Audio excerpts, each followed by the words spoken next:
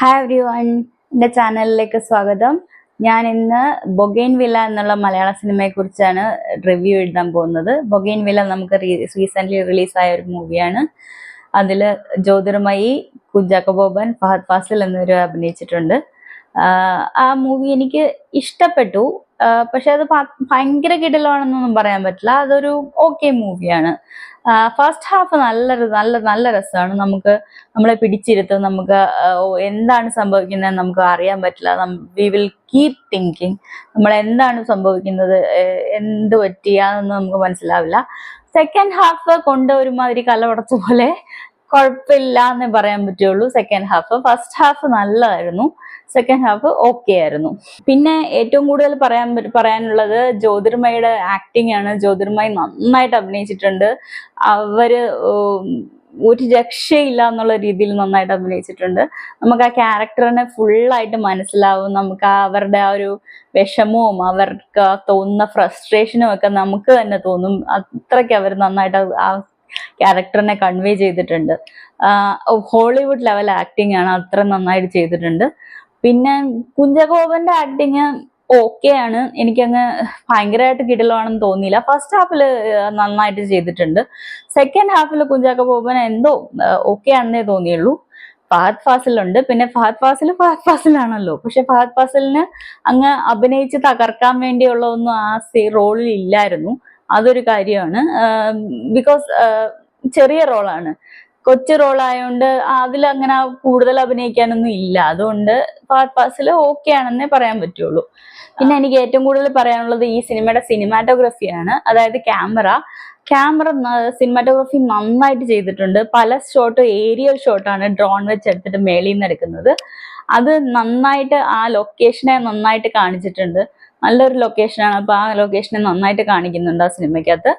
പിന്നെ ബൊഗെയിൻ വില്ല പൂക്കൾ ഈ സിനിമയുടെ ഒരു വലിയൊരു പാർട്ടാണ്. അപ്പൊ ആ പൂക്കളെ നന്നായിട്ട് ആ സിനിമയില് ആ ക്യാമറ ക്യാപ്ചർ ചെയ്തിട്ടുണ്ട്. നല്ല കളർഫുൾ ആയിട്ട്, നല്ല വൈബ്രന്റ് ആയിട്ട് കാണാൻ പറ്റും ആ പൂക്കളെ. നമുക്ക് ഈ സിനിമാറ്റോഗ്രഫി വെച്ച് നമുക്ക് പലതും ഈ ഷോട്ട് വെച്ചാണ് ഇതിനകത്ത് ജ്യോതിർമയുടെ ആ ക്യാരക്ടറിന്റെ പല ഇമോഷൻസും കൺവേ ചെയ്തിട്ടുള്ളത്. അവർക്ക് തോന്നുന്ന ഫീലിംഗ് നമുക്ക് ആ ക്യാമറയുടെ ഇതുകൊണ്ട് മനസ്സിലാവും. അതായത് ആ ക്യാമറ ചിലപ്പോ ഭയങ്കരമായിട്ട് അവരുടെ അടുത്ത് മുഖത്ത് വരും, ചിലപ്പോൾ ബ്ലേർഡ് ആയിരിക്കും, ചിലപ്പം ഇതേപോലെ നന്നായിട്ട് കാണാൻ പറ്റാത്തത്രയും ബ്ലേർഡ് ആയിരിക്കും, ചിലപ്പോൾ അത് ഇങ്ങനെ സൂം ഇൻ ചെയ്യും, ചിലപ്പോൾ സൂം ഔട്ട് ചെയ്യും. അങ്ങനെയൊക്കെ ആ ഒരു ക്യാമറയുടെ ഷോട്ട് വെച്ച് ആ ജ്യോതിർമയുടെ ക്യാരക്ടർ എന്താണ് ഫീൽ ചെയ്യുന്നത്, അവർക്ക് എത്ര ഫ്രസ്ട്രേഷൻ ഉണ്ട്, അവർക്ക് എത്ര ടെൻഷൻ ഉണ്ട്, അവർക്ക് എത്ര പേടിയുണ്ട് എന്നൊക്കെ നമുക്ക് മനസ്സിലാവും ആ ഷോട്ട് കൊണ്ട് തന്നെ. അത് ഒരു നല്ല ഇതാണ്. ക്യാമറ നന്നായിട്ട് ചെയ്തിട്ടുണ്ട്. അടുത്തത് ഡയറക്ഷൻ. ഞാൻ അമൽ ധീരത്തിന്റെ സിനിമകൾ ഞാൻ അത്ര കണ്ടിട്ടില്ല. ആദ്യമായിട്ടാണ് ഞാൻ അമൽ ധീരത്തിന്റെ ഒരു സിനിമ കാണുന്നത്. അത് ഫസ്റ്റ് ഹാഫ് നന്നായിട്ട് ഡയറക്ഷൻ ചെയ്തിട്ടുണ്ട്. ഫസ്റ്റ് ഹാഫ് നല്ലതാണ്. അത് നല്ല പതുക്കെയാണ്, എല്ലാം കാം ഫീലിംഗ് ആണ് നമുക്ക് തോന്നുന്നത്. പക്ഷെ സെക്കൻഡ് ഹാഫിൽ ചെല്ലുമ്പോൾ എല്ലാം അങ്ങ് ഭയങ്കര ലൗഡായിട്ടും ഭയങ്കര ഇതായിട്ട് സ്റ്റൈലൈസ്ഡ് ആണ്. ചില ഷോട്ടിന് നമുക്ക് അത് ഭയങ്കര സ്റ്റൈലില് പോകുന്ന പോലെയൊക്കെ കാണിക്കും. ഒരു 2-3 ഈ ഫൈറ്റ് സീനും ഒരാള് ഓടിപ്പോകുന്ന സീനും ഒക്കെ ഉണ്ട്. അതില് അവര് നാച്ചുറൽ ആയിട്ടല്ല കാണിക്കുന്നത്, കുറച്ച് സ്റ്റൈലൈസ്ഡ് ആണ്. അത് എനിക്ക് അത്രയ്ക്ക് ഇഷ്ടപ്പെട്ടില്ല. ബിക്കോസ് ആ സീനുകളൊക്കെ നമുക്ക് ജീവിതത്തിൽ നടക്കുന്നതാണെന്ന് തോന്നില്ല. എന്തോ ഒരു കോമിക് ബുക്കിൽ നിന്ന് എടുത്തതോ യൂട്യൂബ് വീഡിയോയിൽ നിന്ന് എടുത്തതോ ഒരു വീഡിയോ ഗെയിമിൽ നടക്കുന്നതോ പോലെയൊക്കെ തോന്നും, അല്ലാതെ റിയൽ ലൈഫിൽ നടക്കുന്നതായിട്ട് തോന്നില്ല. അതുകൊണ്ട് എനിക്ക് അത്രയ്ക്ക് ഇഷ്ടപ്പെട്ടില്ല അത്. ബാക്കി സെക്കൻഡ് ഹാഫിൽ മ്യൂസിക്കും ഭയങ്കര ലൗഡാണ്. ബാക്ക്ഗ്രൗണ്ട് മ്യൂസിക് ഭയങ്കര ലൗഡായിട്ട് വരും. നമുക്ക് അതിന്റെ ആവശ്യമില്ല. ഒരു സിനിമയിൽ നമുക്ക് ടെൻഷൻ കാണിക്കാൻ ലൗഡ് ബാക്ക്ഗ്രൗണ്ട് മ്യൂസിക് തന്നെ വേണമെന്നില്ല. നമുക്ക് സൈലൻസ് കൊണ്ടും കാണിക്കാൻ പറ്റും, നിശബ്ദത കൊണ്ട് ഒരു ടെൻഷൻ ബിൽഡപ്പ് ചെയ്യാൻ പറ്റും. പക്ഷെ ഭയങ്കര ലൗഡ് ബാക്ക്ഗ്രൗണ്ട് മ്യൂസിക് ആണ് ഈ സെക്കൻഡ് ഹാഫിലുള്ളത്. അതുകൊണ്ട് അത് അത്രയ്ക്ക് എനിക്ക് ഇഷ്ടപ്പെട്ടില്ല. പക്ഷേ ലാസ്റ്റിലുള്ള സോങ് ആ സ്തുതി എന്നുള്ള സോങ് അത് ഭയങ്കര കിടിലമാണ്. എന്തോ ഒരു രക്ഷയില്ലാത്ത കിടിലമാണ് അത്. അതിന്റെ വിഷ്വൽസ് ആണെങ്കിലും കൊറിയോഗ്രഫി ആണെങ്കിലും ആ പാട്ടിന്റെ ട്യൂൺ ആണെങ്കിലും എല്ലാം ഹോളിവുഡ് ലെവലിൽ ഉള്ള പാട്ടാണ് കേട്ടോ. അത് ട്രെൻഡിങ് ആവുന്നതിന് ഒരു അത്ഭുതവും ഇല്ല. അത്രയ്ക്ക് കിടിലം പാട്ടാണ് ആ പാട്ട്. അത് ഇന്നലെ സിനിമ കണ്ടത് തൊട്ട് മുതൽ എൻ്റെ തലയിൽ ആ പാട്ട് മാത്രമേ ഉള്ളൂ. അത്രയ്ക്ക് സൂപ്പർ പാട്ടാണ് അത്. സുഷിൻ ശ്യാം നല്ല കിടിലമായിട്ട് ആ പാട്ട് ചെയ്തിട്ടുണ്ട്. സിനിമയുടെ സ്ക്രീൻ പ്ലേ എന്ന് പറയുമ്പോൾ അതിന്റെ കഥയല്ലേ. കഥ നമുക്ക് ആദ്യം ഫസ്റ്റ് ഹാഫ് നല്ലതാണ്. അവർ നമ്മളെ കുറച്ച് കൺഫ്യൂസ് ചെയ്യാനുള്ള കാര്യങ്ങളൊക്കെ കുറച്ച് ചെയ്തിട്ടൊക്കെ ഉണ്ട്, അതൊക്കെ നല്ലതാണ്. പക്ഷെ കുറച്ച് പ്ലോട്ട് ഹോൾസ് പോലെ എനിക്ക് തോന്നി. പ്ലോട്ട് ഹോൾസ് എന്ന് പറഞ്ഞാൽ നമുക്ക് കഥയിൽ വിശ്വസിക്കാൻ പറ്റാത്ത കുറച്ച് കാര്യങ്ങളുണ്ട്.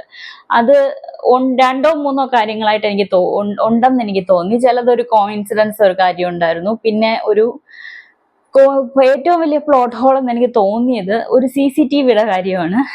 നിങ്ങൾ ഈ സിനിമ കണ്ടിട്ടുണ്ടെങ്കിൽ ആ CCTVയുടെ കാര്യം ഒരു പ്ലോട്ട് ഹോൾ ആണോ അല്ലയോ എന്നുള്ളത് അവിടെ താഴെ കമന്റ് ബോക്സിൽ എഴുതുക. എനിക്ക് അത് പ്ലോട്ട് ഹോൾ ആയിട്ട് തോന്നി. അത് നിങ്ങൾക്കും തോന്നിയിട്ടുണ്ടെങ്കിൽ അത് എഴുതുക. എനിക്ക് നിങ്ങളുടെ അഭിപ്രായങ്ങൾക്കൊക്കെ അറിയാൻ ആഗ്രഹമുണ്ട്, അതുകൊണ്ട് എന്തായാലും എഴുതുക. പിന്നെ ഉള്ളത് ഈ സിനിമ റേറ്റിംഗ് UA ആണ്. അതായത് അച്ഛനമ്മമാരുടെ കൂടെ കുഞ്ഞുങ്ങൾക്ക് ഈ സിനിമ കാണാം എന്നുള്ള രീതിയിലാണ് ഇതിന്റെ റേറ്റിംഗ്. പക്ഷേ എനിക്ക് തോന്നുന്നില്ല ഈ സിനിമ കുഞ്ഞുങ്ങൾക്ക് കാണാൻ പറ്റിയ ഒരു സിനിമയാണെന്ന്. എന്നാൽ കുറച്ച് കാര്യങ്ങൾ ഇതിനകത്ത് കാണിച്ചിട്ടില്ല. പക്ഷെ അത് കുറച്ച് ഇങ്ങനെ ഇങ്ങനെ ആയിരിക്കും സംഭവിച്ചത് എന്നുള്ളത് ഇംപ്ലൈ ചെയ്തിട്ടുണ്ട്. അതായത് അത് അങ്ങനെ ആയിരിക്കാം സംഭവിച്ചത് എന്നുള്ളത് നമുക്ക് പകുതി കാണിച്ചു വിടുന്നത് പോലെ കുറച്ച് സാധനങ്ങൾ കാണിച്ചിട്ടുണ്ട്. പക്ഷെ അത് കുഞ്ഞുങ്ങൾക്ക് സ്യൂട്ടബിൾ അല്ല, കുഞ്ഞുങ്ങൾ കാണുന്നത് ശരിയല്ല എന്നാണ് എനിക്ക് തോന്നിയത്. നിങ്ങൾ ഈ സിനിമ കാണാൻ ഉദ്ദേശിക്കുന്നുണ്ട്, നിങ്ങൾക്കൊരു കുഞ്ഞുണ്ടെങ്കിൽ നിങ്ങൾ ആ കുഞ്ഞിനെ കൊണ്ടുപോകണ്ട, ഈ സിനിമ കാണിക്കാൻ കൊണ്ടുപോകണ്ട എന്നാണ് എൻ്റെ അഭിപ്രായം. നിങ്ങൾ ഈ സിനിമ കണ്ടോളൂ. ഒരു 16 വയസ്സ് 17 വയസ്സിന് മേളിലുള്ളവരാണെങ്കിൽ കണ്ടോളൂ, യാതൊരു കുഴപ്പമില്ല. പക്ഷെ കുഞ്ഞുങ്ങൾ കാണണ്ട എന്നാണ് എൻ്റെ പേഴ്സണൽ അഭിപ്രായമാണ്. അത് ചില സീനുകൾ കുഞ്ഞുങ്ങൾക്ക് ഇത് ശരിയാവില്ല ഈ സിനിമയിൽ. അതുകൊണ്ട് കാണാതിരിക്കുന്നതാണ് നല്ലത്. ബാക്കിയൊക്കെ ഈ സിനിമ ഓക്കെ, നല്ല ഒരു ത്രില്ലറായിട്ട് നല്ലൊരു ത്രില്ലറാണ്. നിങ്ങൾക്ക് സമയം പോകാൻ നല്ലതാണ്.